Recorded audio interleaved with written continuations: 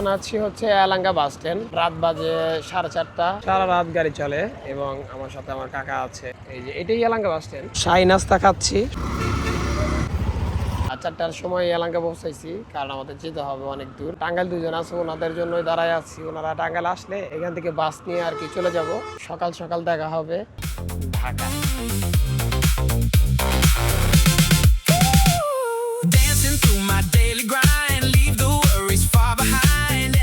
এটা কি আর বিল্ডিং বস?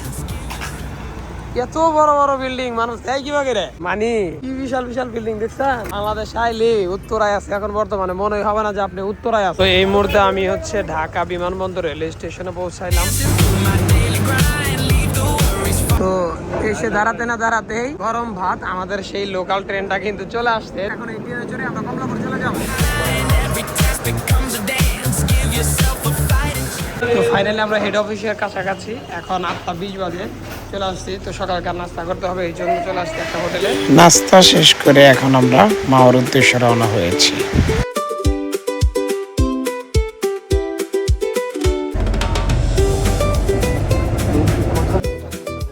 তো আমরা আসলে এখন নেমে পড়েছি দোতলা রেস্টুরেন্ট। পদ্মা নদী, আমরা চলে এসেছি। স্বপ্নাশা পদ্মা নদী, এটা কে স্যার? আমরা এখন হচ্ছে ট্রলারে যাব, সামনেই ট্রলার, মানে নদীটা ঘুরবো আর কি। তো সবাই নৌকার ভিতরে উঠতেছে, আর আমার কাছে আছে হচ্ছে টানা। এই টানা আজকে সবাই তওয়ারক হিসাবে খাওয়াবো। তো ফাইনালি আমরা কিন্তু হচ্ছে নৌকার ভিতরে বসে পড়ছি। প্রায় 50 জনের মতো বেড়াইতে আসছি। এবারে সেকেন্ড টাইম আসা আমার পদ্মা নদীতে। পদ্মা নদী নিয়ে নগদ কি আপনি 2 লাইন ছন্দ বলতে পারবেন? আমরা এসেছি পদ্মা, ইলিশ করবো হত্যা, আমরা খাবো ইলিশ ভর্তা, আর কি চান? সাথে আছে টিএসপির কর্তা। মানে ইলিশ বড় সস্তা না? সব্যনাশা পদ্মা নদীতে এই যে একটা গান যে কইছিল, এটা কেন? পদ্মাই করছিল, এক মারা যাইতো এক সময়। তো টানা খাওয়াচ্ছে আমাদের মাছেদ ভাই। একজনের মাথা মতো পারিবেন তো মোড়া, এটা তো মোড়া গে।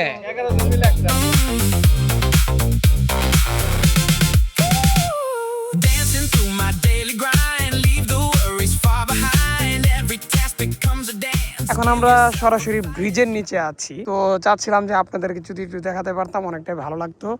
তো এখানে আসলে আমাদের ইলিশ পছন্দ করা হচ্ছে যে কোনটা কোনটা আসলে ফ্রাই করবে।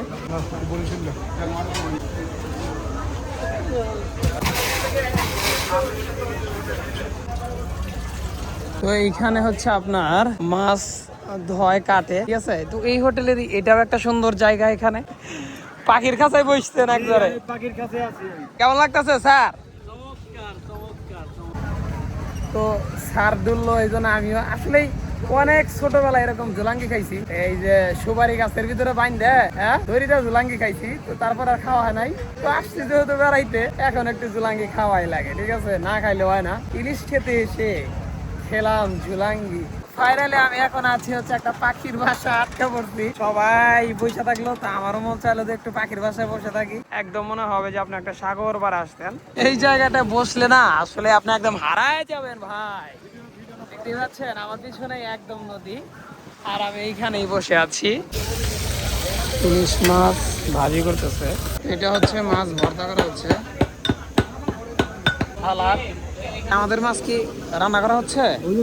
আস্তে আমাদের গুলো না একদম সার সহ দেখি। অবশ্যই অবশ্যই। আমাদের সালাদ চলে আসছে।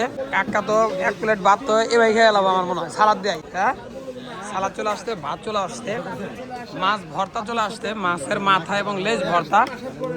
টেস্ট করে জানাবো আসলে কেমন মজাই আছে। এটা হচ্ছে বেগুন ভাজি, দেখতেই পাচ্ছেন যে বেগুন ভাজি। এটা হচ্ছে পেঁয়াজ কুচি। এটা হচ্ছে আপনার বেগুন ভাজি। বেগুন ভাজি আমি তো খাই না। এটা হচ্ছে মরিচ বাটা, আর হচ্ছে বেগুন, আর ইলিশ মাছের ভর্তা। সবাই খাচ্ছে, লোককে মাছ দেওয়া হচ্ছে এখন।